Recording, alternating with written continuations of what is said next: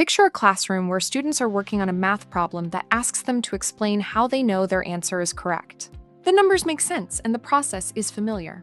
However, the directions are dense, the vocabulary is academic, and the sentence at the bottom that states, "Explain your reasoning using evidence from the problem" feels heavy. Some students jump in right away. Others stare at the page, unsure where to start. In fact, you can probably picture both of those students in your own classroom.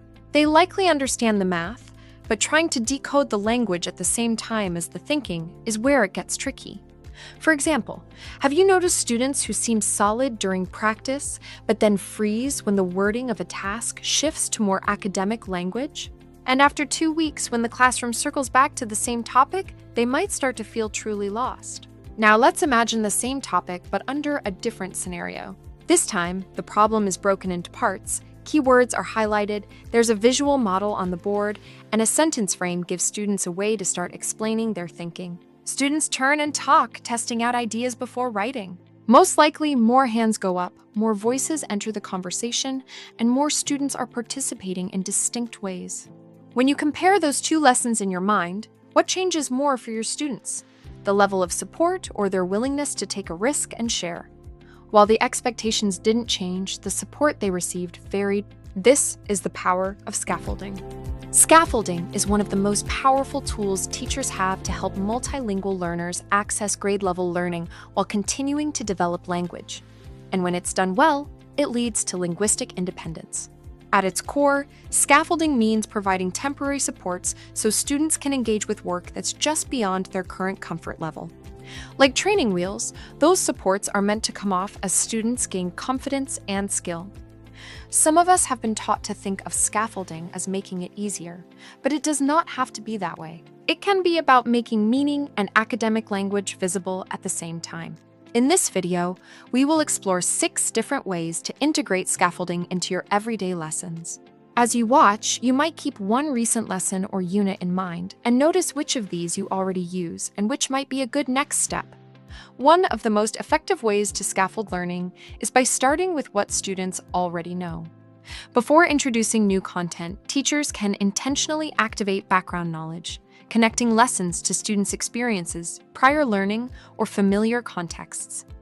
This might look like a quick discussion, a visual, a short video, or even allowing students to talk through ideas in their home language before moving into academic tasks. When students can anchor new ideas to something familiar, comprehension increases and participation becomes more confident.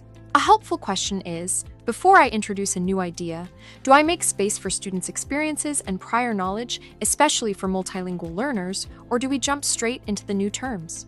Another essential scaffold is the use of visuals and graphic organizers. Charts, diagrams, timelines, images, and models help students grasp meaning without relying only on words. Graphic organizers like Venn diagrams or concept maps allow learners to organize ideas and see relationships clearly. These tools reduce cognitive load. Instead of using all their energy decoding language, students can focus on thinking, reasoning, and making connections. Scaffolding also means teaching academic language explicitly. Rather than expecting students to pick up vocabulary and sentence structures on their own, effective teachers point out the specific language students will need and model how it's used in context. That might include key terms, sentence frames, or disciplinary language like explaining, comparing, or justifying. When students see how academic language works inside real tasks, they're better equipped to participate at grade level without watering down the content. Structured talk is another powerful scaffold.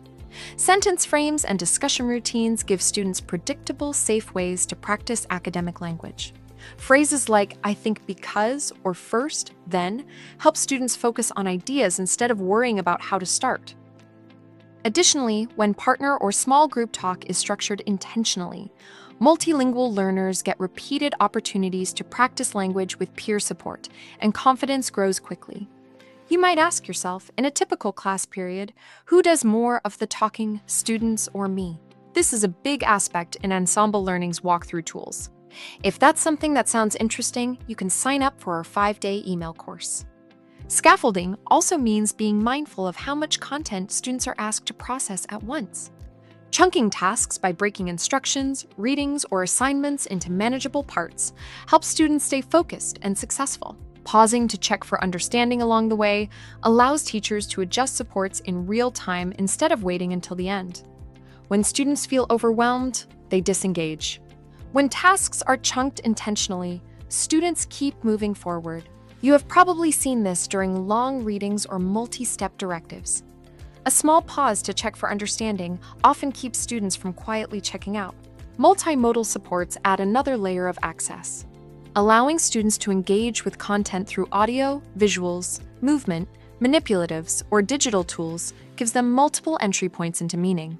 Captions, interactive timelines, videos, or hands-on materials help learners with different strengths access the same learning goals. If multilingual learners are having a hard time in your classroom or school, perhaps the rigor doesn't have to change at all, only the pathway and the supports. The key thing to remember is that scaffolding is intentional. Effective scaffolds are tied directly to clear learning goals, both content and language-wise. Teachers make deliberate decisions about where students might struggle and plan supports accordingly. That is why scaffolding isn't random, but a strategic sequence designed to lead students toward independence. If you're thinking about implementing scaffolding in your lessons, it's important to remember that knowing when to remove them is just as important as identifying when to start using them. When supports stay too long, students can become dependent. On the other hand, when scaffolds are faded gradually, students begin to take ownership of their learning and language use. One way to check yourself is to ask, what can my students do now without this scaffold that they could not do a month ago? There are also common pitfalls to watch for when implementing scaffolding in your classroom. Scaffolding loses its power when it's used without a clear purpose, when it replaces student thinking, or when it ignores student voice. One helpful way to think about scaffolding is lesson by lesson. Before class, teachers anticipate language barriers, vocabulary, background knowledge, or sentence structures that may get in the way. During class, they use visuals, models, structured talk, and checks for understanding. After practice, they begin pulling supports back and encouraging students to try independently. Then, they reflect. What worked? What didn't? What needs adjusting next time? Even a 2-minute reflection after class, or a quick debrief with a colleague, can start to turn scaffolding from a checklist into a habit of mind. Scaffolding should evolve as students grow. At its best, scaffolding allows multilingual learners to engage in grade-level content today and not after they learn enough English. It makes language visible, thinking explicit, and learning accessible. When students realize they can do challenging work with the right support, confidence follows. If you'd like to explore more ideas in classroom-ready scaffolding strategies, visit ensemblelearning.org. Share below your thoughts on scaffolding, whether you've used it or not, if you have any tips for your colleagues, and what else you'd like us to discuss in our next video. You'll find a library of original Ensemble learning resources, including free tools, articles, educator interviews, and research-driven insights, all designed to help your school empower multilingual learners at every level. Join the conversation by subscribing, sharing your reflections below, and sending this video to a colleague who's committed to helping students thrive in every language they speak.